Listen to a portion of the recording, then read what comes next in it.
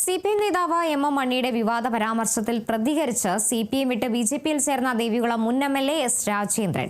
പാർട്ടിയെ വെല്ലുവിളിക്കുന്ന രാജേന്ദ്രനെ എങ്ങനെ കൈകാര്യം ചെയ്യണമെന്ന് അറിയാമെന്നും സഖാക്കൾ രാജേന്ദ്രനെ കൈകാര്യം ചെയ്യണമെന്നുമായിരുന്നു എം മണിയുടെ പരാമർശം.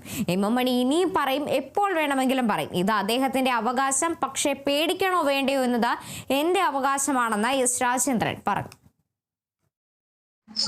മണി പ്രസംഗിച്ചതിനോടുള്ള പ്രതികരണം എനിക്കിപ്പോൾ നിലവിലില്ല.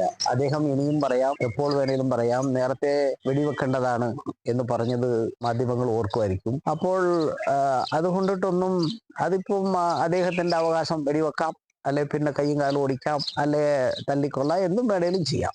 അത് അവരുടെ അവകാശത്തിൽപ്പെട്ടതാണ്. പേടിക്കണോ വേണ്ടിയോ എന്നുള്ളത് എൻ്റെ അവകാശത്തിൽപ്പെട്ടതാണ്. കമ്മ്യൂണിസ്റ്റ് മാർക്സിസ്റ്റ് പാർട്ടിയിൽ തുടക്കത്തിൽ പ്രവർത്തിക്കുന്ന കാലത്തും ഇതേ സ്വരങ്ങൾ പല സ്ഥലത്തിരുന്ന് വന്നപ്പോഴും നമ്മൾ അതിനെയൊന്നും ഭയന്നിട്ടില്ല, പേടിച്ചിട്ടുമില്ല.